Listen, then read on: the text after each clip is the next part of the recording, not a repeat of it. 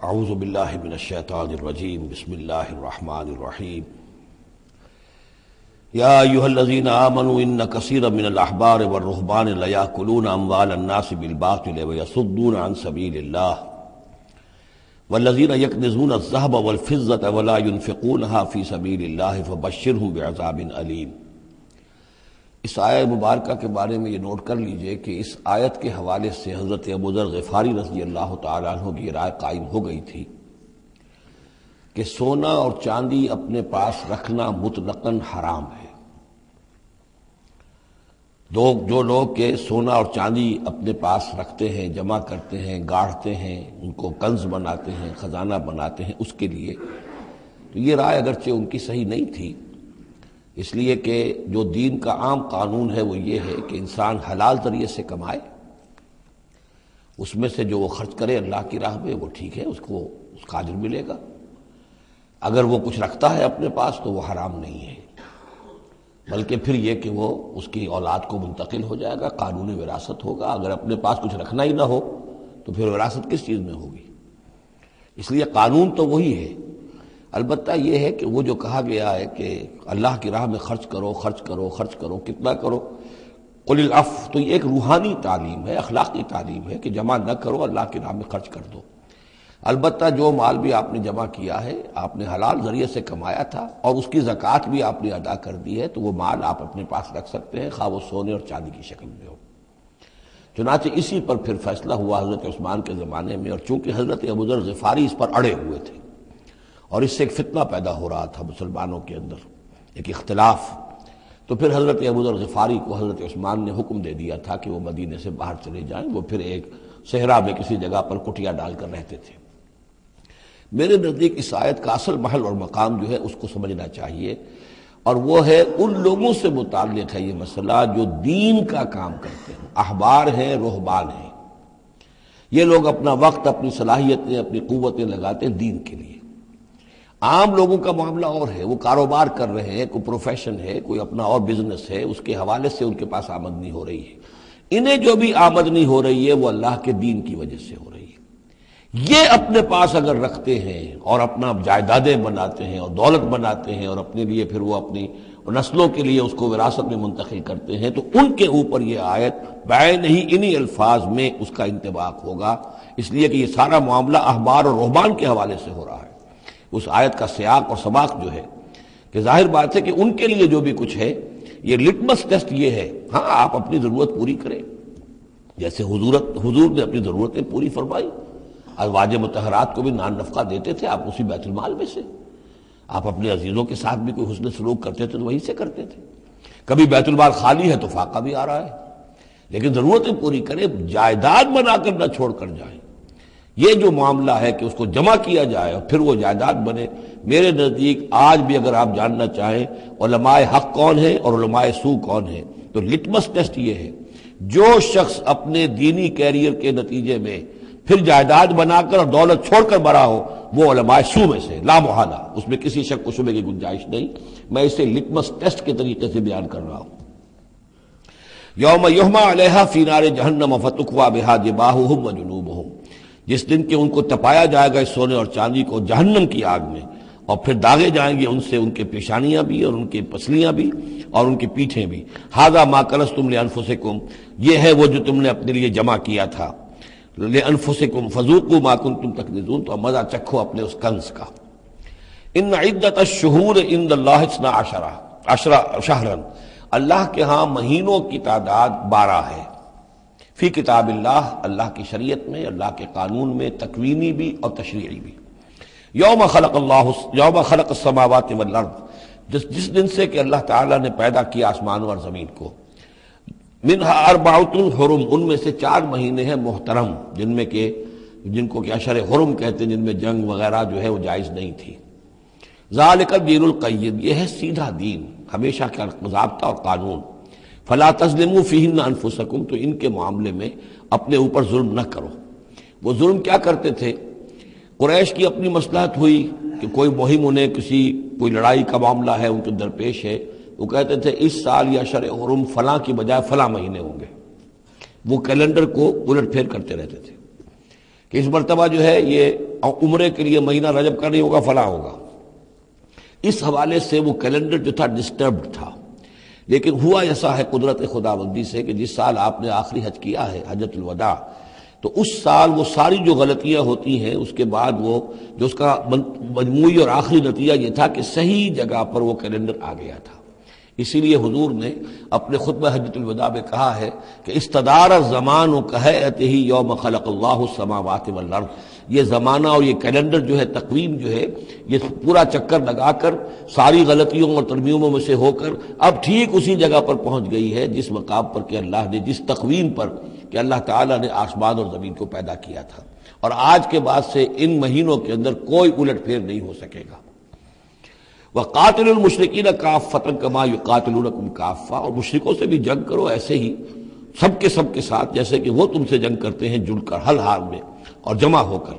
وَاعْلَمُوا أَنَّ اللَّهَ مَعَ الْمُتَّقِينَ، اور جان لو کہ اللہ تعالیٰ جو ہے متقین کے ساتھ ہے۔ نسیء زیادۃ فی الکفر، یہ جو مہینوں کو ہٹا دینا تھا ادھر سے ادھر، یہ پھیر دینا جو ہے اشر حرم کا، یہ بڑھائی ہوئی بات ہے کفر کی۔ یضل بہ الذین کفروا، اس کے ذریعے سے گمراہ ہوئے ہیں وہ لوگ جنہوں نے کفر کیا۔ یحلونہ عاما، حلال کر لیتے ہیں اس مہینے کو ایک سال، ویحرمونہ عاما، اور ایک سال اسے حرام قرار دے دیتے ہیں۔ لیواطئوا عدۃ ما حرم اللہ، تاکہ تعداد پوری کر لیں اس کی جو اللہ نے حرام ٹھہرائے ہیں۔ 4 مہینے حرام ہیں آگے پیچھے پھیر کر، لیکن تعداد پوری کر دی۔ فَيُحِلُّوا مَا حَرَّمَ اللَّهُ، اس کا نتیجہ کیا نکلتا ہے کہ جو اللہ کی طرف سے محترم مہینہ تھا وہ ان کے حساب سے، ان کی غلطی سے پھر وہ حلال ہو جاتا ہے، پھر حلال کر لیتے ہیں وہ مہینہ جو اللہ نے حرام کیا ہے۔ زُيِّنَ لَهُمْ سُوءُ أَعْمَالِهِمْ، اسی طریقے سے ان کے جو برے اعمال ہیں ان کے لیے مزین کر دیے گئے، کھبا دیے گئے ان کی نگاہوں میں۔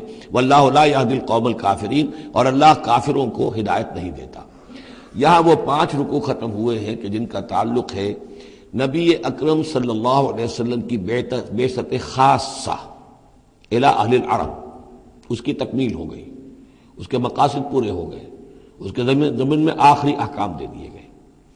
اب جہاں سے جو شروع ہو رہا ہے 6 رکوع سے، یہ میں نے آپ کو بتایا تھا کہ یہ غزوہ تبوک کا مسئلہ ہے، اس کا پس منظر بھی بیان کر چکا ہوں۔ سن 6 میں صلح حدیبیہ ہوئی، حضور صلی اللہ علیہ وسلم نے اس کے بعد آپ اپنے پیغامبر، ایلچی، اپنے خطوط، نامہ ہائے مبارک بھیجے۔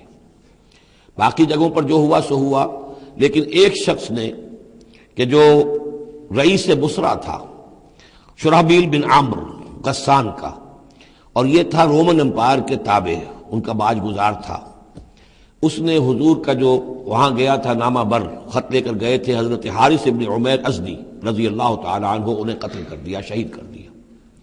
سفیر کا قتل جو ہے وہ گویا کہ اعلان جنگ ہوتا ہے، لہذا حضور نے ایک لشکر تیار کیا، 3000 مسلمانوں کو جمع کیا، حضرت زید ابن حارثہ کو ان کے اوپر امیر بنایا اور لشکر بھیجا موتا کی طرف۔ یہ جنگ موتا ہوئی ہے سن 8 میں، جمادی الاولیٰ سن 8 میں جنگ موتا ہوئی ہے۔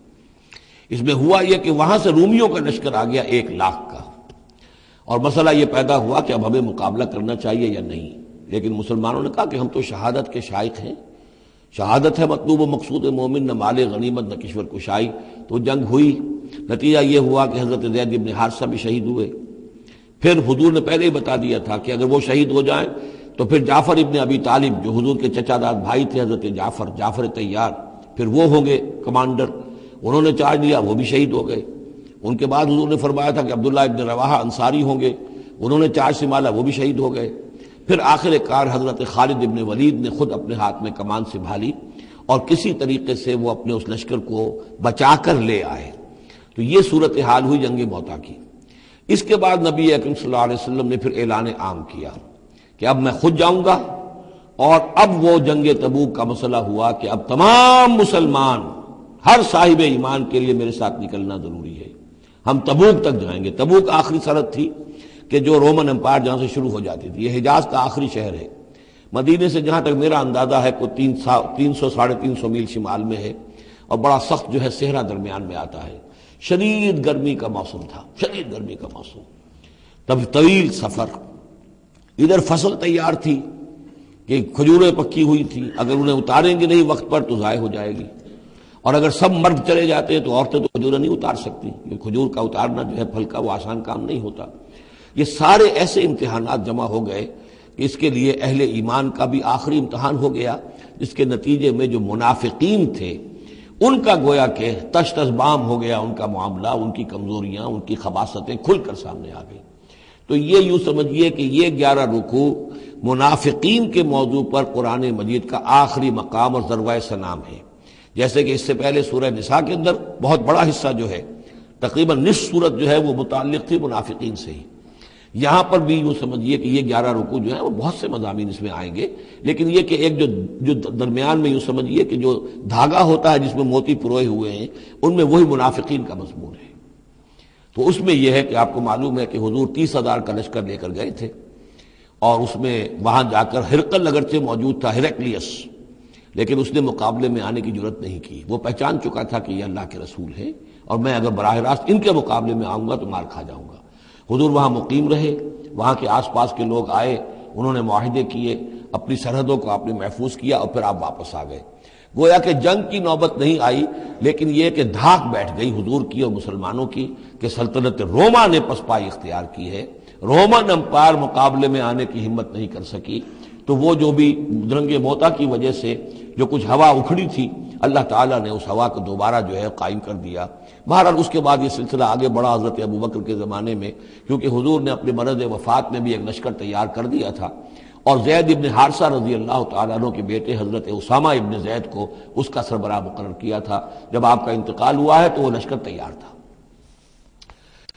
اب اس موقع پر جو منافقین کی جان پر بن گئی، تو خطاب تو شروع ہو رہا ہے یا ایھا الذین آمنوا سے، لیکن وہ بات ذہن میں رکھ لیجیے جو میں نے سورہ نساء میں آپ سے کہی تھی کہ منافقین سے بھی خطاب ہوتا ہے تو یا ایھا الذین آمنوا کے صیغے سے ہوتا ہے، اس لیے کہ وہ بھی مسلمان تھے، ایمان کا دعویٰ کرتے تھے۔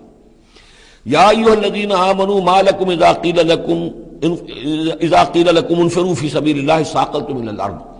اے ایمان کے دعوے دارو، تمہیں کیا ہو گیا ہے جب تم سے کہا جاتا ہے نکلو اللہ کی راہ میں تو تم گرے جاتے ہو، دھسے جاتے ہو زمین کی طرف، یعنی کہ وہ پاؤں من کے بھر کے ہو گئے اور اٹھا نہیں جا رہا، حوصلہ جو ہے جواب دے گیا۔ ارضیتم بالحیات الدنیا من الآخرہ، اب یہ وہی سرچنگ کویسچن، ذرا سوچو، کیا تم نے آخرت کی بجائے دنیا کی زندگی کو قبول کر لیا ہے؟ دعوے دار تو ہو ایمان بالآخرت کے، لیکن اگر تم اللہ کی راہ میں جنگ کے لیے نکلنے کے لیے تیار نہیں ہو تو اس کا مطلب یہ کہ تم آخرت ہاتھ سے دے کر اور دنیا خرید رہے ہو۔ فما متاع الحیات الدنیا فی الآخرۃ الا قلیل، تو جان لو کہ دنیا کی پوری زندگی کا ساز و سامان آخرت کے مقابلے میں کچھ بھی نہیں ہے، نہ ہونے کے برابر ہے، بہت قلیل۔ الا تنفروا، اگر نہیں نکلو گے اللہ کی راہ میں، یعذبکم عذابا علیما، تمہیں عذاب دے گا، دردناک عذاب۔ وَيَسْتَبْدِلْ قَوْمًا غَيْرَكُمْ، اور تمہیں ہٹا کر کسی اور قوم کو لے آئے گا۔ اس نے اپنے دین کا جھنڈا اٹھوانا ہے، تم نہیں اٹھاتے، تمہیں دفع کرے گا، ریجیکٹ کرے گا، مردود کر دے گا، اور کسی اور قوم کو لے آئے گا۔ وَلَا تَضُرُّوهُ شَيْئًا، اور تم اللہ کا کوئی نقصان نہیں کر سکو گے۔ وَاللَّهُ عَلَىٰ كُلِّ شَيْءٍ قَدِيرٌ، اللہ ہر چیز پر قادر ہے۔ إِلَّا تَنصُرُوهُ، اگر تم ان کی مدد نہیں کرو گے، یعنی حضور کی، فَقَدْ نَصَرَهُ اللَّهُ، تو اللہ نے تو مدد کی ان کی۔ اذ اخرجہ الذین کفروا ثانی اثنین اذ ہما فی الغار، جبکہ کافروں نے انہیں اپنے گھر سے اور مکے سے نکلنے پر مجبور کر دیا تھا، جبکہ دو میں کے دوسرے تھے، دو ہی تھے، حضور تھے اور حضرت ابوبکر تھے رضی اللہ تعالی عنہ۔ اذ ہما فی الغار، جبکہ وہ دونوں غار میں تھے۔ اذ یقول، یہ غار ثور کا واقعہ ہے۔ اذ یقول لصاحبہ لا تحزن، جب حضرت ابوبکر نے رضی اللہ تعالی عنہ یہ کہا کہ حضور یہ تو پہنچ گئے ہیں غار کے دہانے تک، اگر کسی نے ذرا بھی نیچے جھانک لیا تو ہم نظر آ جائیں گے۔ تو حضور نے فرمایا لا تحزن، فکر نہ کرو، ان اللہ معنا، اللہ ہمارے ساتھ ہے۔ فانزل اللہ سکینتہ علیہ، تو اللہ تعالیٰ نے تسکین اور سکون نازل کر دیا ان پر۔ وأیدہ بجنود لم تروہا، اور ان کی مدد فرمائی ان لشکروں سے جنہیں تم نہیں دیکھتے۔ وجعل کلمۃ الذین کفروا السفلی، اور جس کا نتیجہ یہ نکلا ہے کہ کافروں کا کلمہ جو ہے وہ نیچا پڑ چکا ہے، پورے جزیرہ نما عرب کے اندر اللہ کا دین جو ہے غالب آ چکا ہے۔ وجعل کلمۃ الذین کفروا السفلی، اللہ نے بنا دیا ہے کافروں کی بات کو سب سے نیچے۔ وکلمۃ اللہ ہی العلیاء، اور اللہ کا کلمہ تو سب سے اونچا ہے ہی۔ واللہ عزیز الحکیم، اللہ تعالی زبردست ہے، حکمت والا۔ انفروا خفافا وثقالا، نکلو خواہ ہلکے خواہ بوجھل۔ یہ ہلکے اور بوجھل کے دو پہلو ہو سکتے ہیں، یا تو داخلی طور پر بوجھل دل کے ساتھ نکلو یا آمادگی کے ساتھ نکلو، نکلنا پڑے گا۔ اب یہ نکلنا فرض عین ہے، یہ نفیر عام ہے۔ وہ بات گئی جب کہ صرف تحریض تھی، ترغیب تھی، وہ دور ختم ہوا۔ اب نکلنا پڑے گا، اس جنگ میں نفیر عام ہے، چاہے بوجھل دل کے ساتھ نکلو اور چاہے کھلے دل کے ساتھ اور آمادگی کے ساتھ نکلو۔ اور اس کے ایک معنی یہ بھی ہو سکتے ہیں، چاہے تمہارے پاس ساز و سامان کافی ہے تب بھی نکلو، کم ساز و سامان ہے تب بھی نکلو۔ تو خارجی طور پر بھی ہو سکتا ہے یہ بوجھل اور ہلکا، اور داخلی طور پر بھی۔ وَجَاهِدُوا بِأَمْوَالِكُمْ وَأَنفُسِكُمْ فِي سَبِيلِ اللَّهِ، اور جہاد کرو اللہ کی راہ میں اپنے اموال سے اور اپنی جانوں سے۔ ذَلِكُمْ خَيْرٌ لَكُمْ إِن كُنتُمْ تَعْلَمُونَ، یہی تمہارے لیے بہتر ہے اگر تم علم رکھتے ہو۔ لَوْ كَانَ عَرَضًا قَرِيبًا، اگر انہیں توقع ہوتی کہ مال قریب ہی ہے، قریب ہی ہمیں مال مل جائے گا، غنیمت مل جائے گی، وَسَفَرًا قَاصِدًا، اور اس کے لیے سفر بھی جو ہے وہ چھوٹا ہے، بڑا نہیں ہے، لَاتَّبَعُوكَ، تو یہ سب اے نبی آپ کی پیروی کرتے، آپ کے ساتھ چلتے۔ وَلَٰكِن بَعُدَتْ عَلَيْهِمُ الشُّقَّةُ، لیکن ان کو تو بڑی بھاری پڑ رہی ہے، بڑی دور کی مسافت نظر آ رہی ہے، اتنا دور۔ اور اس میں اعلان کر دیا تھا حضور نے، حالانکہ فتح مکہ کے موقع پر بھی حضور نے خفیہ رکھی تھی اپنی ساری اسکیم، اور عام طور پر جنگوں میں یہ ہوتا ہے، اپنی پوری اسکیم کا اعلان تو نہیں ہوتا، لیکن غزوہ تبوک میں آپ نے اعلان کیا تھا کہ ہم جا رہے ہیں، سلطنت روما سے ٹکراؤ ہے، تبوک تک ہمیں جانا ہے، کوئی چیز آپ نے راز نہیں رکھی، تاکہ جو شخص بھی ہے وہ سمجھ لے، اس کے لیے پوری تیاری کرے، داخلی بھی خارجی بھی، ساز و سامان کی بھی، اپنے حوصلے کو بھی دیکھ لے، لیکن یہ کہ بہرحال نکلنا فرض ہے۔ لو كان عرضا ولكن بعدت عليهم الشقة وسيحلفون بالله لو استطعنا لخرجنا معكم، اور یہ عنقریب قسمیں کھائیں گے اللہ کی کہ اگر ہمارے اندر استطاعت ہوتی ہم ضرور نکلتے، اب مجبوری ہے، فلاں مجبوری ہے، فلاں مجبوری ہے۔ یہلکون انفسهم، یہ اپنے آپ کو ہلاک کر رہے ہیں، واللہ یعلم انہم لکاذبون، اور اللہ تعالیٰ کو معلوم ہے کہ یہ جھوٹ بول رہے ہیں۔ عفا اللہ عنک لما اذنت لهم، اے نبی آپ کو اللہ معاف فرمائے، یا اللہ نے آپ کو معاف کر دیا، آپ نے انہیں کیوں اجازت دے دی؟ یعنی کوئی منافق آیا، کوئی اور آیا، حضور یہ مجبوری ہے، بیوی بیمار ہے، کوئی دیکھ بھال کرنے والا نہیں ہے، تو مجھے اجازت دے دی، اچھا بھائی جاؤ۔ حضور کی طبیعت میں بھی نرمی تھی اور آپ نے اجازت دے دی۔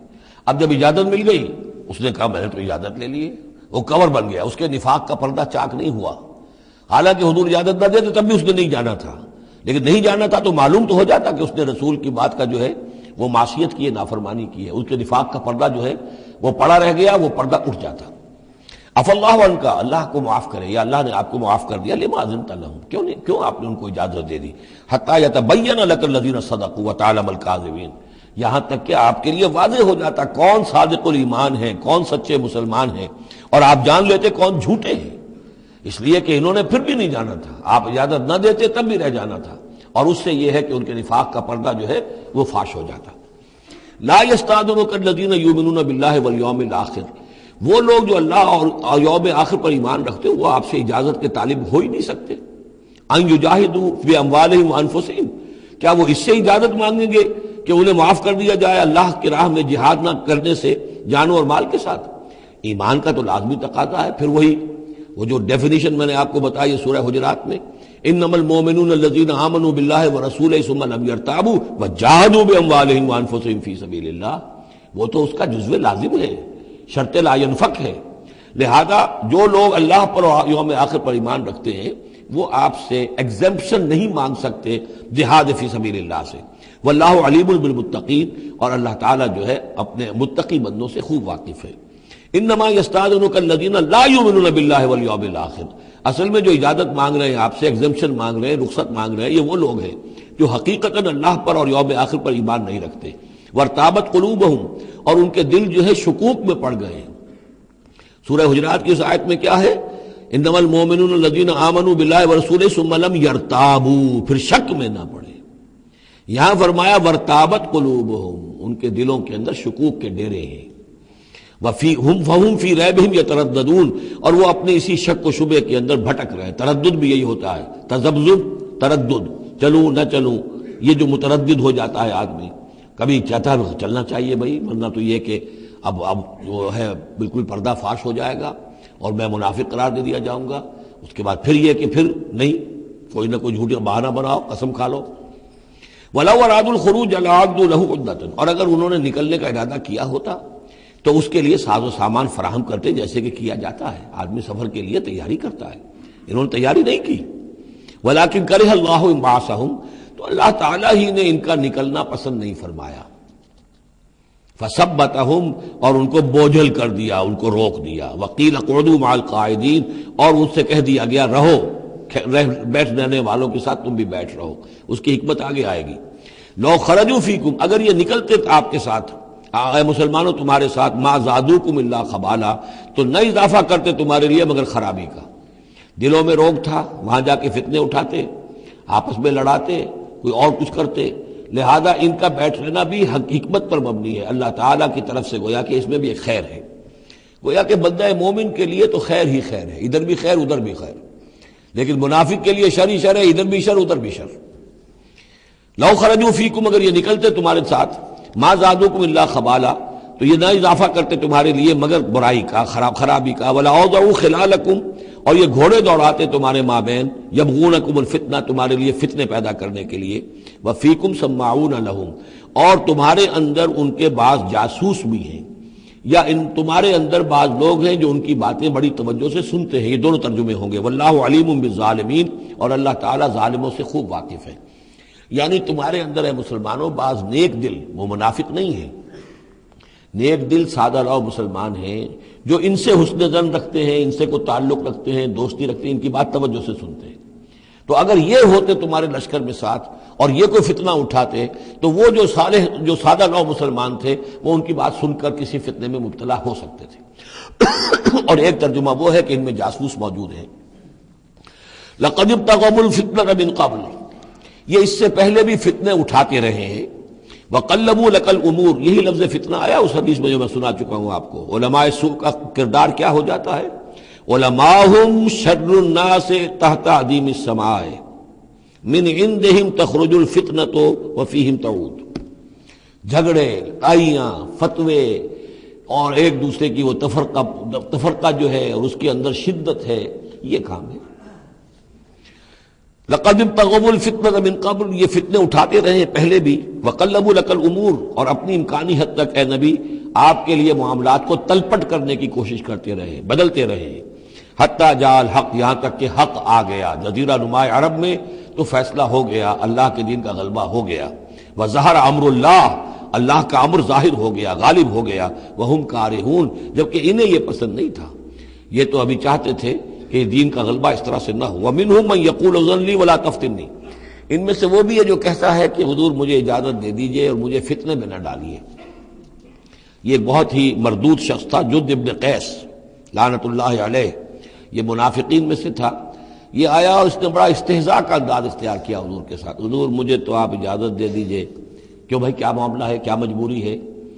حضور میں ذرا حسن پرست قسم کا انسان ہوں، اور وہ شام کی طرف آپ جا رہے ہیں، شامی عورتیں بہت خوبصورت ہوتی ہیں، تو میں تو اپنے اوپر قابو نہیں رکھ سکوں گا، میں فتنے میں مبتلا ہو جاؤں گا، تو آپ مجھے فتنے سے بچا لیں. وَمِنْهُمْ مَنْ يَقُولُ اذن لِّي وَلَا تَفْتِنِّي، اور ان میں سے وہ بھی ہے جو کہتا ہے کہ مجھے تو اجازت دے دیجئے، ایکسیپٹ کر دیجئے، اور مجھے فتنے میں نہ ڈالیے، میں آپ کے ساتھ جاؤں گا تو فتنے میں پڑ جاؤں گا. الا فی الفتنۃ سقطوا، آگاہ ہو جاؤ، فتنے میں تو پڑ چکے، اور فتنہ کون سا ہوگا؟ جو بدبخت اس قسم کا معاملہ کر رہا ہے، بدترین فتنے کا شکار تو وہ ہو چکا. وَإِنَّ جَهَنَّمَ لَمُحِيطَةٌ بِالْكَافِرِينَ، اور یقیناً جہنم جو ہے ان کافروں کا احاطہ کیے ہوئے ہے. ان تصبک حسنۃ تسؤہم، اے نبی اگر آپ کو کوئی اچھی بات پہنچتی ہے، کوئی فتح ہوتی ہے، کوئی خیر آتا ہے، کوئی اچھی خبر آتی ہے، تسؤہم، انہیں بری لگتی ہے. وَإِن تُصِبْكَ مُصِيبَةٌ، اگر کوئی تکلیف آ جاتی ہے، ناگوار پوزیشن، صورتحال، يَقُولُوا قَدْ أَخَذْنَا أَمْرَنَا مِنْ قَبْلُ، تو کہتے ہیں جی ہم نے تو اپنا معاملہ پہلے ہی درست کر لیا تھا، ہم کوئی بے وقوف تھوڑا ہی ہے، ان لوگوں کی طریقے سے جو ہے اتنے جو ہے ہم رسک نہیں لیتے، ہم نے پہلے ہی سے اپنی حفاظت کا بندوبست کر لیا تھا. یقولوا قد اخذنا امرنا من قبل ویتولوا وهم فرحون، اور وہ پیٹھ پھیرتے ہیں اور بڑے شاداں و فرحاں ہوتے ہیں کہ مسلمانوں پر مصیبت آ گئی اور ہم بچ گئے. قل لن یصیبنا الا ما كتب اللہ لنا، یہ آیتیں تو ہر شخص کو یاد کر لینی چاہیے. یہ دو آیتیں بندہ مومن کے لیے بہت بڑا ہتھیار ہیں، بہت بڑا اسلحہ ہے. کہو لن یصیبنا الا ما كتب اللہ لنا، اے بدبختو ہم پر کوئی مصیبت نہیں آ سکتی سوائے اس کے جو اللہ نے ہمارے لیے لکھ دی ہو. ہوا مولانا، وہ ہمارا مولا ہے. اگر اس کی طرف سے تکلیف آ جائے، دوست کی طرف سے تکلیف آ جائے کہ ہرچہ ساقی ما ریخت عین الطاف، میرا ساقی میرے پیالے میں جو بھی ڈال دے اس کا لطف و کرم ہی ہے۔ تو اللہ کی طرف سے جو آئے سر تسلیم خم ہے جو مزاج یار میں آئے، نہ شود نصیب دشمن کے شود ہلاک تیغت، سر دوستاں سلامت کے تو خنجر آزمائی۔ اہل ایمان کا تو معاملہ یہ ہونا چاہیے، قل لن یصیبنا الا ما کتب اللہ لنا هو مولانا، وہ ہمارا مولا ہے، اس کے اذن کے بغیر پتہ تک نہیں ہل سکتا، تو ہمیں ڈر کس کا ہو؟ وعلی اللہ فلیتوکل المؤمنون، اور اللہ ہی پر توکل کرنا چاہیے اہل ایمان کو۔ قل هل تربصون بنا الا احدى الحسنیین، ان سے کہو ہمارے بارے میں تم کن چیزوں کا انتظار کر سکتے ہو سوائے دو نہایت عمدہ چیزوں کے۔ یہ حسنیین کیا ہے؟ احسن، احسن افعل تفضیل ہوا، اس سے مؤنث بنا حسنا، حسنا کا تثنیہ بنا، تو حسنیین دو نہایت احسن صورتوں کے سوا ہمارے لیے تیسری ہے ہی نہیں۔ کیا مطلب؟ ہم سب اللہ کی راہ میں شہید ہو جائیں، احسن، ہم کامیاب ہو کر آ جائیں، احسن، تیسری کیا بات ہے؟ تو ہمارے لیے تو خیر ہی خیر ہے، ڈراتے ہمیں کس سے ہو؟ قل لن یصیبنا، قل هل تربصون بنا، یہ تم ڈرا رہے ہو ہمیں اور جو کہہ رہے ہو ہمیں کس چیز کا خوف؟ ہمارے لیے دو انجام ہو سکتے ہیں ممکن، اور دونوں ہمارے نزدیک نہایت احسن ہیں۔ اللہ کی راہ میں شہادت مل جائے، شہادت مطلوب و مقصود مومن، نہ مال غنیمت نہ کشور کشائی۔ جو حق کی خاطر جیتے ہیں مرنے سے کہیں ڈرتے ہیں جگر، جب وقت شہادت آتا ہے دل سینوں میں رقصاں ہوتے ہیں۔ اور اگر ہم کامیاب ہو کر آ گئے تو تم بھی کہو گے کہ بھائی یہ تو بڑی کامیابی، ہمارے لیے تو کامیابی کامیابی ہے۔ قل هل تربصون بنا الا احدى الحسنيين ونحن نتربص بكم، اور ہم منتظر ہیں تمہارے بارے میں ان يصيبكم الله بعذاب من عنده، کہ اے منافقو اللہ تم پر کوئی عذاب اپنے خاص اپنے پاس سے نازل کرے، او بأيدينا، یا کوئی وقت آ جائے کہ ہمیں اجازت دے دی جائے کہ ہم تمہاری گردنیں اڑائیں، جیسے کہ اعلان عام کفار کے بارے میں ہوا، ہو سکتا ہے کہ ایسا ہو جائے۔ فتربصوا انا معكم متربصون، تو کرو انتظار، ہم بھی تمہارے ساتھ انتظار کر رہے ہیں۔ قل انفقوا طوعا کرہا، اب یہ ایک اور بات ہوتی ہے جی میں جا تو نہیں سکتا، یہ چندہ حاضر ہے، کچھ پیسے جو ہے میں لے آیا ہوں ساز و سامان، لیکن مجھے آپ ایگزمپٹ کر دیں، یہ چندہ قبول کر لیں۔ قل انفقوا طوعا کرہا، کہہ دیجئے ان سے کہ چاہے خرچ کرو خوشی سے اور چاہے مجبوری سے، لن یتقبل منکم، یہ تم سے قبول نہیں کیا جائے گا، انکم کنتم قوما فاسقین، اس لیے کہ تم نافرمان لوگ ہو۔ اس وقت جو ہے پیسہ بدل نہیں ہوگا، اس وقت تو جانا ہے، فرض عین ہے، نفیر عام ہے، اس وقت جو ہے یہ پیسہ اس کی جگہ پر کام نہیں کر سکتا۔ وما منعهم ان تقبل منهم نفقاتهم، اور نہیں محروم کیا انہیں اس بات سے کہ ان کے نفقات، ان کے خرچہ جو اللہ کی راہ میں چندہ دے رہے تھے ان کو قبول کیا جاتا، الا انهم كفروا بالله وبرسوله، اس لیے مگر اس بات نے کہ انہوں نے کفر کیا ہے اللہ کے ساتھ اور اس کے رسول کے ساتھ۔ ولا یاتون الصلاۃ الا وهم کسالى، اور وہ نماز کے لیے نہیں آتے مگر بہت ہی کسل مند۔ ولا ينفقون الا وهم کارہون، اور جو یہ خرچ بھی کرتے ہیں تو کراہت کے ساتھ کرتے ہیں، مجبوراً کرتے ہیں، وہ تو جان بچانے کے لیے خرچ کرنے کے لیے آمادہ ہو گئے ہیں، ورنہ انہیں مال جو ہے بڑا پیارا ہے۔ فلا تعجبک اموالهم ولا اولادهم، تو اے نبی اور اے مسلمانوں تمہیں ان کے مال اور ان کی اولاد ان سے دھوکہ نہ کھاؤ، اچھے نہ لگے تمہیں، تم سمجھتے ہو کہ اللہ کی بڑی نعمتیں ہیں ان پر، یہ دولت والے منافق تھے، بچا بچا کر رکھتے تھے، دولت والے تھے، ان کی اولاد بھی اللہ نے دی ہے، اللہ تعالیٰ تو دنیا میں پھر اور دے دیتا ہے ان کو جن کا آخرت میں کوئی حصہ نہیں ہے، کہ جو بھی کچھ ہے یہیں پر اپنا حساب کتاب کر لے۔ فلا توجب کا، تو تعجب نہ کرو اس کے مال اور اولاد کے بارے میں، بہت سخت الفاظ آ رہے، انما یرید اللہ لیعذبہم بہا فی الحیات الدنیا، اللہ تعالیٰ چاہتا یہ ہے کہ انہی چیزوں کے ذریعے سے انہیں دنیا کی زندگی میں عذاب دے۔ یہی اولاد سوہان روح بھی بن جاتی ہے، یہی بڑا چہیتا لاڈلا بیٹا جس کے لیے کیا کچھ کیا ہے، اور ہو سکتا ہے کہ وہی جو ہے باپ کے لیے سوہان روح بن جائے۔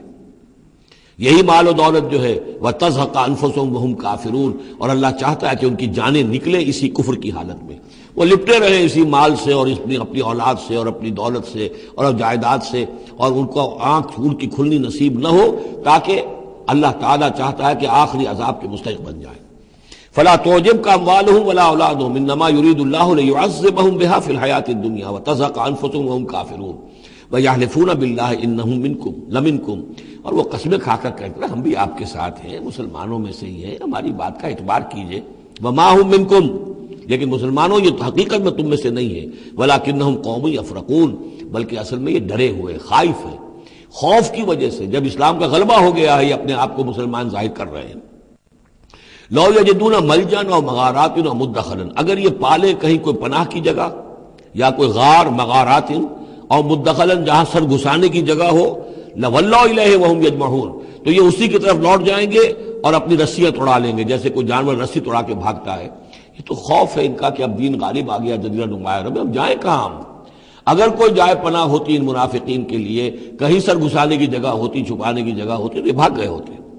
وَمِنْهُمْ مَنْ يَلْمِزُكَ فِي الصَّدَقَاتِ، اور اے نبی ان میں سے وہ بھی ہیں جو آپ پر الزام لگاتے ہیں، ملامت کرتے ہیں آپ کو صدقات کے بارے میں۔ حضور جب زکوٰۃ کا مال آتا تھا تو آپ تقسیم کرتے تھے، اب ظاہر بات ہے کہ لوگ ہیں کھڑے ہیں، کسی کو کچھ زیادہ ہو گیا، کسی وقت کسی کو آپ نے سمجھا کہ زیادہ مستحق زیادہ دے دیا، تو ایک منافق تھا اس نے حضور کو ٹوک دیا، اعدل یا محمد، اے محمد عدل کرو، یہ کیا کر رہے ہو، ناانصافی کر رہے ہیں۔ تو حضور کو غصہ آیا اس پر صلی اللہ علیہ وسلم، ان لم عادل فمن یعدل، اگر میں عدل نہیں کروں گا تو کون کرے گا؟ لیکن یہ کہ بہرحال اس کا بھی ذکر ہو رہا ہے، وَمِنْهُمْ مَنْ يَلْمِزُكَ فِي الصَّدَقَاتِ، ان میں سے وہ لوگ بھی ہیں جو آپ پر طعن کرتے ہیں خیرات کے بانٹنے میں، صدقات اور زکوٰۃ کی تقسیم میں۔ فَإِنْ أُوتُوا مِنْهَا رَضُوا، اگر ان کے کھتے بھر دیے جائیں، انہیں دیا جائے تو راضی ہیں۔ وَإِنْ لَمْ يُعْطَوْا مِنْهَا إِذَا هُمْ يَسْخَطُونَ، اور اگر انہیں نہ دیا جائے تو پھر وہ ناراض ہو جاتے ہیں، غصے ہوتے ہیں، لال پیلے ہوتے ہیں۔ وَلَوْ أَنَّهُمْ رَضُوا مَا آتَاهُمُ اللَّهُ وَرَسُولُهُ، اور اگر وہ راضی رہتے اس پر جو دیا انہیں اللہ نے اور اس کے رسول نے، وَقَالُوا حَسْبُنَا اللَّهُ، اور کہتے اللہ ہمارے لیے کافی ہے، سَيُؤْتِينَا اللَّهُ مِنْ فَضْلِهِ وَرَسُولُهُ، ان قریب پھر بھی بعد میں بھی اللہ تعالیٰ اور اس کے رسول ہمیں اپنے فضل سے نوازتے رہیں گے۔ اِنَّا إِلَى اللَّهِ رَاغِبُونَ، ہم اللہ کی طرف رغبت کرنے والے ہیں۔ اگر یہ کہتے، کاش کہتے تو کتنا اچھا ہوتا۔ اب یہاں ان صدقات کی مدیں بیان کر دی ہیں، جو زکوٰۃ کی یہی آیت ہے، مشہور آیت کہ صدقات جو زکوٰۃ کی جو مدیں ہیں وہ کون کون سی ہیں۔ انما الصدقات، زکوٰۃ جو ہے تو سب سے پہلے للفقراء، مفلسوں کے لیے، والمساکین، محتاجوں کے لیے، والعاملین علیہا، اور جو بھی زکوٰۃ کا بندوبست کریں گے، زکوٰۃ جمع کریں گے، تحصیلدار ہوں گے، زکوٰۃ کا حساب کتاب رکھیں گے، زکوٰۃ تقسیم کریں گے، وہ اس کے عاملین علیہا، ان کی تنخواہیں اس میں سے دی جائیں گی۔ والمؤلفۃ قلوبہم، اور تالیف قلب کے لیے، کچھ لوگ ہوتے تھے جب تک ایک تحریک اور دعوت چل رہی ہے، بعض لوگ ہوتے ہیں معاشرے کے اندر صاحب حیثیت ہوتے ہیں، انہیں کچھ دے دلا دیا جائے تو ان کی مخالفت کم ہو جاتی ہے، ساتھی نہ بنے، کم سے کم یہ کہ ان کا مخالفت کا زور شور جو ہے کم ہو جائے، تو یہ تالیف قلب کے لیے۔ یہ مد جب اسلام غالب ہو چکا تو اس کے بعد سے ختم ہو گئی۔ اس کے بارے میں فقہا کا کہنا یہ اس وقت تک تھا جب تک کہ ابھی وہ تحریک اور دعوت چل رہی تھی، لیکن ویسی ہی سچویشن پھر کبھی دوبارہ پیدا ہو سکتی ہے تو پھر یہ مد جو ہے اس کے اندر یہ شامل ہو جائے گی۔ وفر رقاب، گردنوں کے چھڑانے میں، اور گردنوں کے چھڑانے میں کسی پر تاوان آ گیا ہے، کوئی شخص جو ہے وہ مقروض اتنا ہو گیا ہے کہ اس سے نہیں نکل پا رہا ہے، لہذا ایک یہ کہ لم سم مدد کر کے اسے گویا کہ اس کی گردن چھڑا دی جائے۔ والغارمین، جن پر تاوان بھرنا پڑے۔ وفی سبیل اللہ، اور ایک مد جو ہے فی سبیل اللہ بھی ہے، مطلب یہ ہے کہ اللہ کی راہ میں جہاد، دعوت اور اقامت دین کی جد و جہد میں بھی یہ رقم خرچ ہو سکتی ہے، لیکن اولین مستحق یہ ہے۔ انفاق فی سبیل اللہ خود اللہ کل کا کل دین کے لیے ہے، اللہ کے دین کے لیے، دعوت، تبلیغ اور جو بھی اقامت دین کی جد و جہد ہے اس کے لیے۔ لیکن یہ جو صدقات ہیں، اور زکوٰۃ بھی صدقات ہی میں شامل ہے، ان میں اولاً جو مستحق ہیں وہ ہیں غرباء اور یتیم اور مساکین اور بیوائیں، جو بھی ہیں محتاج ہیں، یہ ان کے زیادہ پہلے حقدار ہیں۔ البتہ یہ کہ اگر کسی شخص کے پاس اس طرح کی رقم بچ جائے کہ جو اس کے قریب میں جو بھی رشتہ دار ہیں، غرباء ہیں، یتامہ ہیں، مساکین ہیں، ان کو دے چکا ہے، اور وہ باقی وہ کسی دین کے کام میں دینا چاہے تو دے سکتا ہے۔ وفی سبیل اللہ وابن السبیل، اور مسافر کے لیے۔ فریضۃ من اللہ، یہ اللہ تعالیٰ کی طرف سے معین ہو گیا ہے۔ یہی لفظ آیا ہے بار بار سورہ نساء میں، جہاں کے جو احکام آئے تھے وراثت کے۔ واللہ علیم الحکیم، اور اللہ تعالیٰ سب کچھ جاننے والا ہے، کمال حکمت والا۔ ومنہم الذین یؤذون النبی، ان میں سے وہ لوگ بھی ہیں جو نبی کو ایذا پہنچاتے ہیں۔ ویقولون هو اذن، اور وہ کہتے ہیں یہ تو نرے کان ہی کان ہیں۔ ایک تو محاورہ ہمارے یہاں کان کا کچا ہونا وہ اور معنی میں ہے، لیکن یہ کہتے تھے کہ ہم نے جا کر جھوٹ بولا، حضور میری بیوی بیمار ہے، اور انہوں نے مان لیا. معلوم ہوتا ہے کہ یہ دماغ میں کچھ نہیں ہے ان کے، یہ کان ہی کان ہے، بھیجے ہوئے خدا نہیں ہے دماغ میں کچھ. یہ صرف جو کچھ کہہ دیتے ہیں مان لیتے ہیں، سن لیتے ہیں. ہوا اذن، یہ تو میرے کان ہے بس. یہ بھی حضور کی توہین. وَمِنْهُمُ الَّذِينَ يُؤْذُونَ النَّبِيَّ وَيَقُولُونَ هُوَ أُذُنٌ قُلْ أُذُنُ خَيْرٌ لَكُمْ، کہہ دیجئے یہ کان تمہارے لیے بہتر ہیں، بہتری کے لیے ہیں، تمہاری خیریت اسی میں ہے. یؤمن باللہ ویؤمن للمؤمنین، یہاں پہ یہ ایمان کے ساتھ بے اور لام کا فرق واضح ہو جائے گا. وہ یقین رکھتے ہیں اللہ پر اور بات مان لیتے ہیں مومنوں کی. یہ ان کی شرافت ہے، یہ ان کی نجابت ہے، یہ ان کی مروت ہے. وہ جانتے ہیں تم جھوٹ بول رہے ہو لیکن نہیں کہتے کہ تم جھوٹ بول رہے ہو. یہ شرافت اور مروت کا معاملہ ہے. یہ نہیں ہے کہ انہیں معلوم نہیں ہے. بندہ مومن جو ہے وہ تو یہ ہے کہ اتقوا فراست المومن، مومن کی فراست سے ڈرو، فإنہ ينظر بنور اللہ، وہ اللہ کے نور سے دیکھتا ہے. تو جو عام مومن کا معاملہ یہ ہو تو رسول کا معاملہ کیا ہوگا؟ کیا انہیں پتہ نہیں چلتا تھا کہ جھوٹ بول رہے ہیں؟ لیکن آپ کی مروت اور شرافت.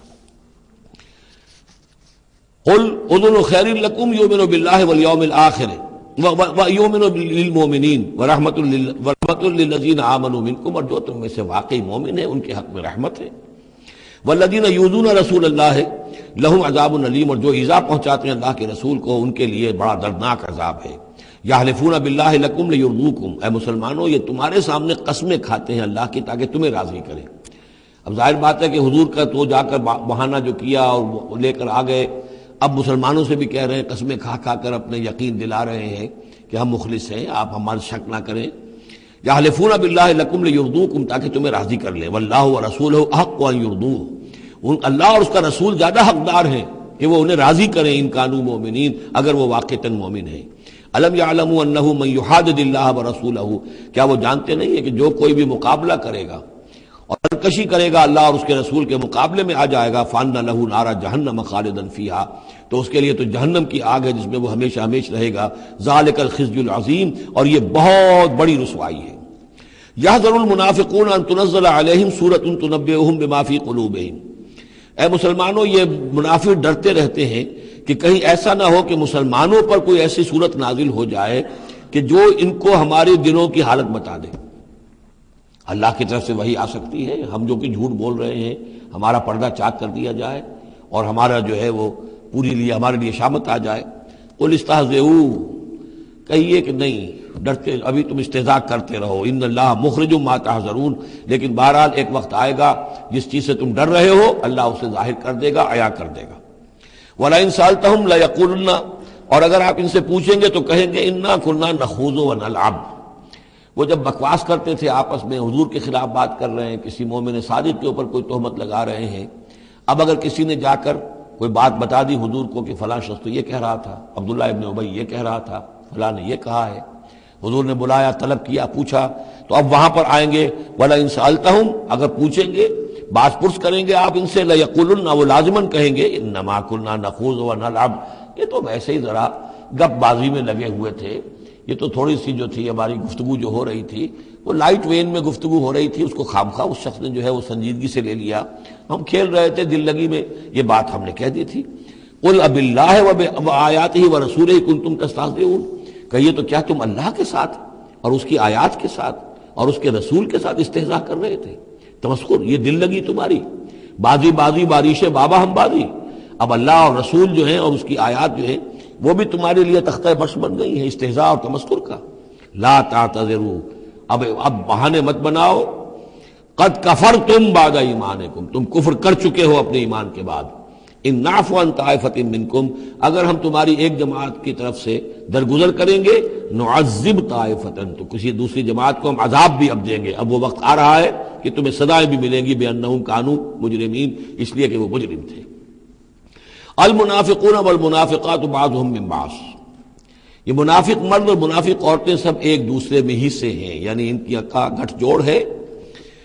یامرون بالمنکر، یہ بدی کا حکم دیتے ہیں، بجائے اس کے کہ امر بالمعروف کرتے یہ برائی کا حکم دیتے ہیں. وینہون عن المعروف، اور نیکی سے روکتے ہیں. مت خرچ کرو، سنبھال کے رکھو، پاگل ہو گئے ہو، آخر مستقبل کی فکر کرنی چاہیے. لہذا وہ نہیں انل معروف اور امر بالمنکر. یامرون بالمنکر وینہون عن المعروف ویقبضون ایدیہم، اپنے ہاتھوں کو مٹھیوں کو بند رکھتے ہیں، خرچ نہیں کرتے. نسوا اللہ فنسیہم، انہوں نے اللہ کو بھلا دیا تو اللہ نے انہیں بھلا دیا، نظر انداز کر دیا. ان المنافقین هم الفاسقون، یقیناً یہی منافق ہے کہ جو سرکش ہیں، نافرمان ہیں. وعد اللہ المنافقین والمنافقات والکفار نار جہنم خالدین فیہا، اللہ نے وعدہ کیا ہے ان منافق مردوں اور منافق عورتوں سے اور تمام کفار سے آگ کا، جہنم کے آگ کا، خالدین فیہا جس میں وہ ہمیشہ ہمیشہ رہیں گے. ہی حسبہم، بس وہی ان کے لیے کفایت کرے گی. ولعنہم اللہ، اور اللہ تعالیٰ نے ان پر لعنت فرما دی ہے. ولہم عذاب مقیم، اور ان کے لیے عذاب ہے قائم رہنے والا، مسلسل دائم اور قائم عذاب. کالذین من قبلہم، اسی طرح کے وہ لوگ، یہ بھی ان لوگوں کے مانند ہیں کہ جو ان سے پہلے تھے. کانوا اشد منکم قوۃ، وہ تم سے کہیں بڑھ کر تھے طاقت میں. واکثر اموالا، اور بہت زیادہ تھے مال میں، واولادن، اور اولاد میں. یعنی یہ قومیں جو گزری ہیں کافروں کی، قوم سمود اور قوم عاد، وہ تم سے کہیں بڑھ کر تھی، قوت میں بھی اور اپنی تعداد میں بھی، مال میں، اولاد میں. فاستمتعوا بخلاقہم، انہوں نے بھی اپنے اپنے وقت میں اپنے نصیب کا فائدہ اٹھا لیا، اپنا حصہ وصول کر لیا. فاستمتعتم بخلاقکم، اب تم بھی اپنا حصہ مکمل کر چکے ہو، اب تمہارا انجام بہت قریب آ چکا ہے. کما استمتع الذین من قبلکم بخلاقہم، جیسے کہ ان لوگوں نے اپنا حصہ وصول کر لیا تھا اور اس سے فائدہ اٹھا لیا تھا جو تم سے پہلے تھے. وخذتم کالذی خاضوا، اور تم نے بھی اسی طرح کی روش اختیار کی جو انہوں نے اختیار کی تھی. اولئک حبطت اعمالہم فی الدنیا والآخرہ، یہ وہ لوگ ہیں کہ جن کے تمام اعمال دنیا اور آخرت سب میں حبط ہو گئے. واولئک هم الخاسرون، اور یقیناً یہی ہے خسارے میں رہنے والے. الم یاتہم نبأ الذین من قبلہم، کیا ان کے پاس خبریں آ نہیں چکی ہیں ان کی جو ان سے پہلے تھے؟ قوم نوح وعاد وثمود وقوم ابراہیم واصحاب مدین والمؤتفکات. نوح کی قوم اور عاد اور سمود اور قوم ابراہیم، یہ واحد مقام ہے قرآن مجید میں جس میں قوم ابراہیم کا بھی تذکرہ اس انداز میں ہے کہ شاید ان پر بھی عذاب آیا ہو، لیکن صراحتاً اس کا ذکر پورے قرآن میں کہیں نہیں ہے. وہ اصحاب مدین، اور مدین کے لوگ، والمؤتفکات، اور ان بستیوں کی جو الٹ دی گئی تھی، سدوم اور عمورہ. اتتہم رسلہم بالبینات، آئے ان کے پاس ان کے رسول واضح احکام لے کر، واضح نشانیاں لے کر. فما کان اللہ لیظلمہم، تو اللہ تعالیٰ ان پر ظلم کرنے والا نہیں تھا. لیکن کانوا انفسہم یظلمون، بلکہ وہ اپنے اوپر خود ہی ظلم ڈھاکے رہے. والمؤمنون والمؤمنات بعضهم اولیاء بعض، وہ منافق مرد اور منافق عورتوں کی بات تھی. اب فرمایا اور ایمان والے مرد اور ایمان والی عورتیں، بعضهم اولیاء بعض، وہ ایک دوسرے کے ساتھی ہیں، ایک دوسرے کے پشت بنا ہے، مددگار ہیں. یامرون بالمعروف، ان کا طرز عمل یہ ہے کہ نیکی کا حکم دیتے ہیں، مشورہ دیتے ہیں. وینہون عن المنکر، بدی سے روکتے ہیں. ویقیمون الصلاۃ، نماز قائم کرتے ہیں. ویؤتون الزکوٰۃ، اور زکوٰۃ ادا کرتے ہیں. ویطیعون اللہ ورسولہ، اور اللہ اور اس کے رسول کی اطاعت کرتے ہیں. اولئک سیرحمہم اللہ، یہی ہیں وہ لوگ کہ جن پر اللہ تعالیٰ رحمت فرمائے گا. ان اللہ عزیز الحکیم، یقیناً اللہ زبردست ہے، حکمت والا. اللہم ربنا اجعلنا منہم. وعد اللہ المؤمنین والمؤمنات جنات تجری من تحتها الانہار خالدین فیہا، اللہ نے وعدہ کیا ہے مومن مردوں اور مومن عورتوں سے ان باغات کا جن کے دامن میں یا جن کے نیچے ندیاں بہتی ہوں گی اور اس میں وہ ہمیشہ رہیں گے. ومساکن طیبۃ فی جنات عدن، اور بڑے ستھرے اور بہت عمدہ مکان رہائش کے لیے ان کو دے گا، رہنے کے باغات میں، ریزیڈینشل گارڈنز میں. وَرِضْوَانٌ مِّنَ اللَّهِ اکبر، یہ ساری چیزیں تو ہے ہی، سب سے بڑی شے یہ کہ اللہ ان سے راضی ہو جائے گا. رضا اللہ کی وہ سب سے بڑی شے ہے، سب سے بڑی نعمت ہے. ذالک هو الفوز العظیم، وہ تو ہے بہت ہی بڑی کامیابی. یا ایھا النبی جاہد الکفار والمنافقین واغلظ علیہم، اے نبی صلی اللہ علیہ وسلم آپ جہاد کیجئے کفار سے بھی اور منافقین سے بھی، اور ان پر سختی کیجئے. یہ دیکھیے آیت 2 مرتبہ آئی ہے قرآن مجید میں، یہ جو کہ تم سورہ تحریم میں بھی آئے گی جو کہ سمجھیے 28ویں پارے کی آخری، یہاں پھر آئی ہے. لیکن یہاں لفظ جہاد کو نوٹ کر لیجئے، یہاں جہاد بمعنی قتال نہیں آ سکتا. منافقین کے ساتھ آپ نے کبھی جنگ نہیں کی. جہاد، جد و جہد، کوشش، ان کی ریشہ دوانیوں کو ختم کرنا، ان کی سازشوں کا زور توڑنا، یہ جہاد تھا. یہ جہاد، قتال کی کوئی نوبت منافقین کے ساتھ کبھی کوئی قتال نہیں ہوا. یہاں جہاد خالص اس جہاد کے معنی میں ہے جو قتال سے کم تر ہے، دون القتال. یا ایھا النبی جاہد الکفار والمنافقین، اے نبی آپ مجاہدہ کیجئے، جد و جہد کیجئے. اسی لیے جب غزوہ تبوک سے آپ واپس آ رہے تھے تو ایک حدیث ہے کہ آپ نے فرمایا رجعنا من الجہاد الاصغر الى الجہاد الاکبر، ہم چھوٹے جہاد سے بڑے جہاد کی طرف لوٹ آئے ہیں۔ اب اس کی تعبیریں مختلف کی گئی ہیں کہ اتنا بڑا جہاد سلطنت روما کے خلاف گئے تھے، اسے آپ جہاد اصغر کہہ رہے ہیں، وہاں سے لوٹ کر ہم آ گئے، اب جہاد اکبر سامنے ہے۔ تو اس کی عام طور پر جو توجیہ لوگوں نے کی ہے وہ تو یہ ہے کہ یہ جہاد جو نفس کے خلاف ہے وہ سب سے اکبر ہے، سب سے بڑا ہے، اور یہ بات صحیح ہے۔ آپ سے پوچھا گیا ای الجہاد افضل یا رسول اللہ، آپ نے فرمایا ان تجاہد نفسک فی طاعت اللہ، کہ اللہ کے رسول یہ بتائیے کہ سب سے افضل جہاد کس کا ہے؟ آپ نے فرمایا کہ تم جہاد کرو اپنے نفس کے خلاف اور اسے اللہ کا مطیع بناؤ۔ تو اسی پر گویا کہ اس کو محمول کیا ہے، لیکن میرے نزدیک حقیقت یہ ہے کہ اب یہ جو مارے آستین تھے، کہ جو مدینے کے اندر منافقین تھے، اب ان کے خلاف جہاد کرنا تھا، اور اس میں چونکہ اندیشے تھے کہ ان کے تعلقات تھے اوس اور خزرج کے لوگوں کے ساتھ، عام لوگوں کے ساتھ دوستیاں تھیں، تو اس میں فتنے اٹھ لاتے۔ واپس آ کر آپ نے مسجد ضرار کو پھر جلایا ہے، گرایا ہے، یہ بہت بڑا قدم تھا۔ عام مسلمان جو اس میں مشتعل بھی ہو سکتے تھے کہ مسجد کو گرا رہے، لیکن یہ کہ یہ اقدامات آپ نے کیے ہیں صلی اللہ علیہ وسلم اس آیت کے اترنے کے بعد اور تبوک سے واپسی کے بعد۔ یا ایھا النبی جاہد الکفار والمنافقین واغلظ علیہم، اے نبی جہاد کیجئے کافروں سے بھی اور منافقین سے بھی، اور ان پر سختی کیجئے۔ ومأواہم جہنم، ان کا ٹھکانہ جہنم ہے، وبئس المصیر، اور وہ بہت برا ٹھکانہ ہے۔ یحلفون باللہ ما قالوا، وہ اللہ کی قسم کھا کر کہتے ہیں کہ ہم نے یہ بات نہیں کہی، کوئی بات جو بھی آئی، کوئی غلط بات کہی، کوئی استہزاء کیا، کوئی تمسخر اڑایا۔ وَلَقَدْ قَالُوا كَلِمَةَ الْكُفْرِ، حالانکہ انہوں نے کہا ہے کفر کا کلمہ۔ یہ ایک بات انہوں نے کہی تھی، اس کا ذکر آ جائے گا تفصیل سے سورہ منافقون میں 28ویں پارے میں، واقعہ وہاں تفصیل سے آیا ہے۔ تو لیکن یہ کہ کسی نوجوان نے آ کر حضور کو بتا دیا کہ اس نے یہ کہا ہے، اب حضور نے طلب فرمایا، انہوں نے کہا نہیں یہ بالکل جھوٹ بولتا ہے اس نے، یہ اور اس نے خامخواہ جو ہے فتنہ اٹھانے کی کوشش کی ہے۔ تب یہ آیت نازل ہوئی، اللہ نے اس نوجوان کو سچا کیا اس آیت کے ذریعے سے کہ جھوٹ وہ عبداللہ ابن ابی بول رہا ہے، یہ نوجوان نہیں بول رہا۔ یحلفون باللہ ما قالوا، وہ قسم کھا رہے ہیں اللہ کی کہ ہم نے وہ بات نہیں کہی۔ وَلَقَدْ قَالُوا كَلِمَةَ الْكُفْرِ، حالانکہ انہوں نے کہا کلمہ کفر۔ وَكَفَرُوا بَعْدَ إِسْلَامِهِمْ، اور وہ اپنے اسلام کے بعد کفر منکر ہو چکے، کفر کر چکے۔ وَهَمُّوا بِمَا لَمْ يَنَالُوا، اور انہوں نے ارادہ کیا تھا اس شے کا کہ جس کو وہ حاصل نہ کر سکے۔ یہ ایک خاص واقعہ ہوا تھا کہ جب تبوک سے واپس آپ آ رہے تھے تو ایک موقع پر آپ عام راستے سے، قافلے سے ذرا ہٹ کر ایک پہاڑی راستے کی طرف سے آپ کا گزر ہوا، اور وہ تنگ راستہ تھا، وہاں سے بس ایک ہی اونٹ ایک وقت میں گزر سکتا تھا۔ حضور کے ساتھ 2 آپ کے صحابہ تھے۔ وہاں ان لوگوں نے کوشش کی، منافقین نے، کچھ لوگ تھے کہ جنہوں نے اپنے ڈھاٹے باندھ لیے کہ پہچان میں نہ آئے، اور رات کی تاریکی میں انہوں نے ہاتھ چلایا، چاہتے تھے کہ حضور کو شہید کر دیں۔ بہرحال وہاں پر جو ہے کسی طریقے سے جو 2 آپ کے جانثار ساتھی تھے انہوں نے انہیں کھدیڑا، مار کر بھگایا۔ پھر حضور نے ان کو بتا بھی دیا تھا، جن میں حضرت حذیفہ ابن یمان بھی تھے رضی اللہ تعالی عنہ، اور حضرت عمار تھے، عمار ابن یاسر۔ ان دونوں کو بتا دیا تھا کہ فلاں فلاں نام ہے، یہ فلاں فلاں منافق ہے، لیکن یہ میرا راز رہے گا تمہارے پاس، تم نے یہ نام کسی کو بتانے نہیں ہے۔ یہ اسی لیے حضرت حذیفہ کا نام پڑ گیا تھا صاحب سر النبی، نبی کا ایک راز ہے ان کے پاس، نبی کے ایک رازدان، وہ حضرت حذیفہ ابن یمان۔ وَهَمُّوا بِمَا لَمْ يَنَالُوا، انہوں نے تو ارادہ کیا تھا وہ چیز جو وہ حاصل نہ کر سکے۔ وَمَا نَقَمُوا إِلَّا أَنْ أَغْنَاهُمُ اللَّهُ وَرَسُولُهُ، اور یہ نہیں انتقام لے رہے مگر اس شے کا کہ اللہ نے اور اس کے رسول نے انہیں غنی کر دیا ہے۔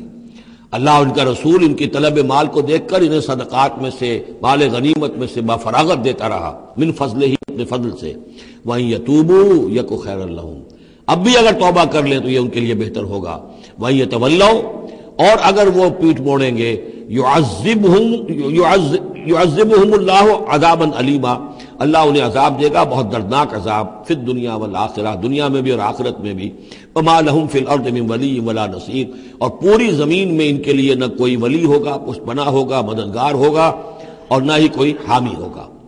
وَمِنْهُمْ مَنْ عَاهَدَ اللَّهُ، اب یہ وہ 3 آیتیں آ گئی ہیں جو میری تقریروں میں بہت مرتبہ آئی ہیں، ہم مسلمانان پاکستان کے لیے خاص لمحہ فکریہ ہیں۔ مدینے کے منافقین کی ایک خاص قسم کا تذکرہ ہو رہا ہے۔ وَمِنْهُمْ مَنْ عَاهَدَ اللَّهُ، ان میں سے وہ لوگ بھی ہیں جنہوں نے اللہ سے عہد کیا تھا، لَئِنْ آتَانَا مِنْ فَضْلِهِ، اگر اللہ ہمیں اپنے فضل سے نواز دے گا، غنی کر دے گا، دولت دے دے گا، دولت مند کر دے گا، لَنَصَّدَّقَنَّ وَلَنَكُونَنَّ مِنَ الصَّالِحِينَ، ہم خوب صدقہ خیرات کریں گے اور نیک بن جائیں گے۔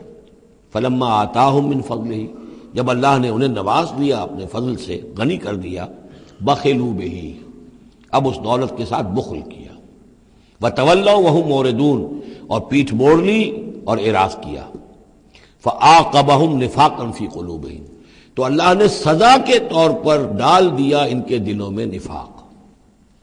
عاقبہم، عقوبت، سزا۔ دنیا میں نقد سزا یہ ملتی ہے اللہ سے کوئی وعدہ کر کے پھر جانے کی کہ نفاق جو ہے وہ دل میں پیدا ہو جاتا ہے۔ یہ نفاق ہے پاکستان کے مسلمانوں کا روگ۔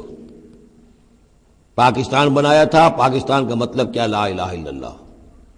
ہندوستان کے مسلمان نے ووٹ دے کر اپنا فرض کفایہ ادا کر دیا کہ جاؤ بھائی، تم جو ہم پہ گزرے گی سو گزرے گی، تم جاؤ اور اسلام قائم کرو۔ ہم نے کیا کیا ہے؟ 50 برس سے زائد ہو گئے، کیا کیا ہے؟ اسلام کہاں ہے؟ یہ بے وفائی، یہ بد عہدی، اس کا نتیجہ کیا ہے؟ 3 نفاق ہیں جو اس قوم کے اوپر مسلط ہو گئے۔ نفاق باہمی، اب وہ قوم نہیں رہی، قومیتوں میں تحلیل ہو چکی ہے، اب عصبیتیں ہیں، صوبائیت ہے، لسانیت ہے، اور نہ معلوم کیا کچھ ہے، فرقہ واریت ہے۔ دوسرے، کردار کا بیڑا غرق ہو گیا۔ آیت المنافق ثلاث، حضور نے فرمایا منافق کی 3 نشانیاں ہیں، جس میں یہ تینوں چیزیں ہیں، خواہ وہ انسامہ وصلہ، چاہے روزہ رکھتا ہو، نماز پڑھتا ہو، اپنے آپ کو مسلمان سمجھتا ہو، وہ منافق ہے۔ جب بولے جھوٹ بولے، جب وعدہ کرے خلاف ورزی کرے، اور جب کہیں امین بنا دیا جائے خیانت کرے۔ وہ دیکھ لیجئے اپنی قوم کو، جو جتنا بڑا ہے الا ماشاء اللہ، ایکسیپشنز پروو دی رول، قانون یہی ہے، جو جتنا بڑا اتنا ہی جھوٹا، اتنا ہی خائن، اور اتنا ہی وعدہ خلاف۔ اور تیسرا اور میرے نزدیک سب سے بڑا نفاق جو ہے وہ ہمارے دستور میں ہے۔ The most sacred document of a state is the constitution۔ اور منافقت کا پلندہ ہے کہ ایک ہاتھ سے اسلام داخل کرتے ہیں، دوسرے سے نکال دیتے ہیں۔ ایک دفعہ دیکھیں تو اسلام ہی اسلام، کیا اللہ، اتنی بڑی بات۔ No legislation can be done repugnant to the Quran and the Sunnah۔ ہو اتنی بڑی بات۔ یہ تو معلوم ہوتا ہے کہ سورہ الحجرات کی پہلی آیت کا ترجمہ کر کے دستور میں لکھ دیا، لیکن اس کے ساتھ ہی اس کے اوپر کوئی اس پہ عمل کرنا ضروری نہیں ہے، وہ لکھی رہے گی بس۔ اور ہم نے ایک آئیڈیالوجی کونسل بنا دی ہے، وہ اس کے مطابق سفارشات پیش کرتی رہے گی، اور ہر سال اس کی رپورٹ پیش ہو جایا کرے گی، خلاص۔ کوئی اس میں سینکشن نہیں، کوئی اس کے نافذ کرنے کی کوئی ذمہ داری نہیں، کوئی پابندی نہیں۔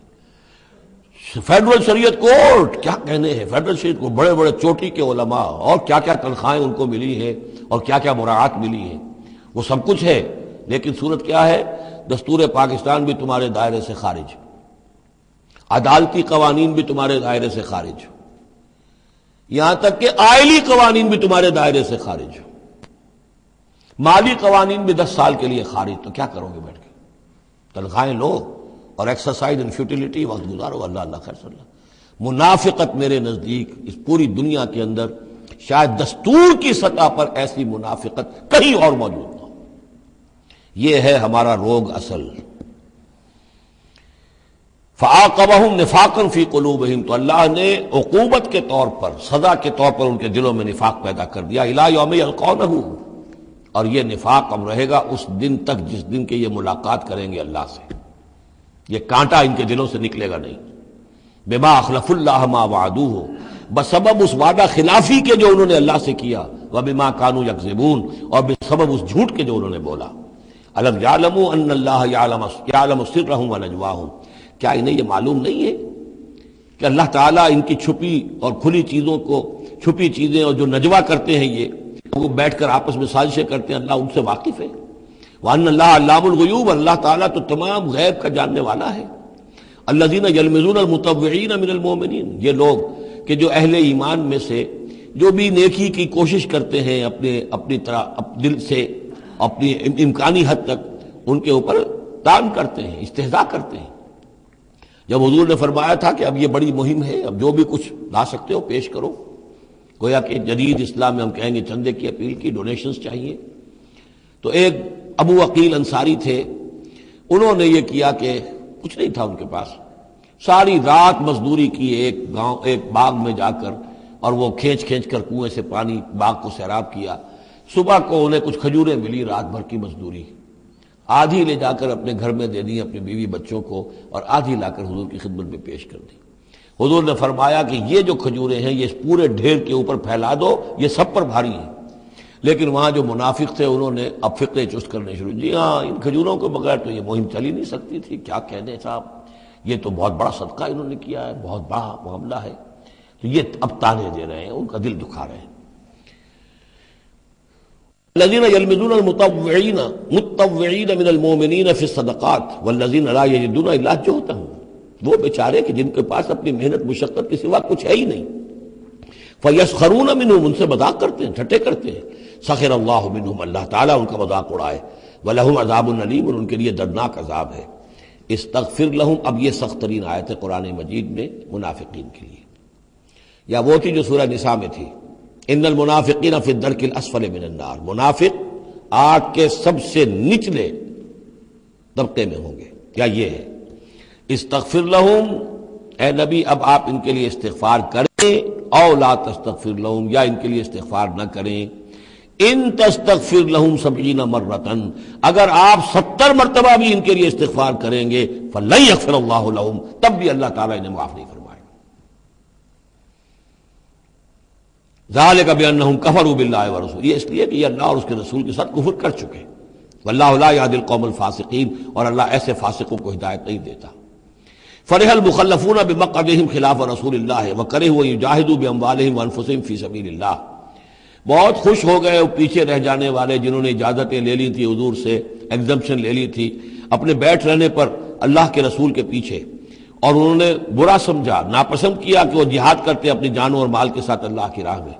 وقالوا لا تنفروا فی الحر، اور وہ دوسروں سے بھی کہہ رہے تھے ہم تو لے آئے چھٹی رخصت لے آئے ہیں، تم بھی ذرا عقل کے ناخن لو، کہاں جا رہے ہو اس گرمی میں، اس شدید موسم کے اندر جا رہے ہو، پاگل ہو گئے، لا تنفروا فی الحر، اس گرمی میں مت نکلو، قل نار جہنم اشد حرا، اے نبی ان سے کہہ دیجئے جہنم کی آگ اس سے کہیں زیادہ گرم ہے، لو کانوا یفقہون، کاش کہ ان کو تفقہ حاصل ہوتا، فہم حاصل ہوتا، فلیضحکوا قلیلا ولیبکوا کثیرا، تو انہیں چاہیے کہ ہنسیں کم روئیں زیادہ، جزاء بما کانوا یکسبون، بدلہ اس کا کہ جو کمائی انہوں نے کی ہے۔ فإن رجعک اللہ الی طائفۃ منہم، تو اے نبی اگر اللہ تعالیٰ آپ کو لوٹا کر لے جائے، یہ 4 رکوع ختم ہو چکے تھے، 9ویں رکوع پر ان کے بارے میں تو تیقن کے ساتھ معلوم تھا کہ وہ غزوہ تبوک پر روانگی، یہ درمیان کا ہے کہ کچھ جاتے کچھ آتے، کچھ غزوہ تبوک کے وقت عین تبوک میں بھی وہی نازل ہوئی ہے، تو یہ وہ آیات ہے۔ فإن رجعک اللہ، ظاہر بات ہے یہاں معلوم ہو رہا ہے کہ یہ کہیں تبوک میں یہ آیت نازل ہوئی ہے۔ اگر اللہ آپ کو لوٹا کر لے جائے ان کے کسی گروہ کے پاس، فاستاذنوک للخروج، اور پھر وہ آپ کے ساتھ نکلنے کی اجازت مانگے کسی اور دشمن کے خلاف، فقل لن تخرجوا معی ابدا، کہہ دیجیے گا اب تم میرے ساتھ کبھی نہیں نکلو گے، وہ آخری امتحان تمہارا ہو چکا، تم ناکام ہو چکے، ولن تقاتلوا معی عدوا، اور اب میرے ساتھ کسی دشمن کے ساتھ، میرے ساتھ ہو کر کسی دشمن کے ساتھ جنگ کرنے کا تمہیں موقع نہیں ملے گا۔ انکم رضیتم بالقعود اول مرۃ، تم پہلی مرتبہ راضی ہو گئے تھے بیٹھے رہنے پر، نفیر عام ایک ہی مرتبہ ہم نے کی اور تم پیچھے رہنے پر، بیٹھ رہنے پر راضی ہو گئے، فقعدوا مع الخالفین، اب ہمیشہ کے لیے پیچھے رہنے والوں کے ساتھ بیٹھ رہو، ولا تصلی علی احد منہم مات، اور اے نبی ان میں سے کوئی مر جائے تو اس کی نماز جنازہ ادا نہ کیجیے ابداً، کبھی بھی، ولا تقم علی قبرہ، اور اس کی قبر پر آپ کھڑے نہ ہوں۔ یہ دیکھیے یہ اب ان کی رسوائی کا سامان ہو رہا ہے، ابھی تک تو پردے پڑے ہوئے تھے، لیکن اب یہ ہے کہ حضور جو ہے جب انکار کرتے تھے کسی کی نماز جنازہ پر جانے سے معلوم ہو جاتا تھا کہ یہ منافق ہے، حضور نے اس کی نماز جنازہ میں شرکت سے انکار کیا۔ ولا تصلی علی احد منہم مات ابدا ولا تقم علی قبرہ، اور مت کھڑے ہوئیے اس کی قبر پر، انہم کفروا باللہ ورسولہ، یقیناً انہوں نے کفر کیا ہے اللہ اور اس کے رسول کے ساتھ، وماتوا وہم فاسقون، اور وہ مرے ہیں اسی حال میں کہ وہ نافرمان تھے۔ ولا تعجبک اموالہم واولادہم، یہ آیت پہلے بھی آ چکی ہے، آیت نمبر 55، صرف وہی ایک فرق ہے اس میں، وہاں فلا تعجب کا، یہاں ولا تعجب کا، آپ کو زیادہ پسند نہ آئیں، اچھی نہ لگیں، نہ ان کے اموال نہ ان کی اولاد، انما یرید اللہ ان یعذبہم، یہاں لام کی بجائے ان آ گیا ہے، اللہ چاہتا یہ ہے کہ انہیں عذاب دے انہی چیزوں کے ذریعے سے دنیا میں، وتزہق انفسہم وہم کافرون، اور ان کی جانیں نکلیں اسی حالت کفر میں۔ بارک اللہ لی ولکم فی القرآن العظیم ونفعنی وإیاکم بالآیات والذکر الحکیم۔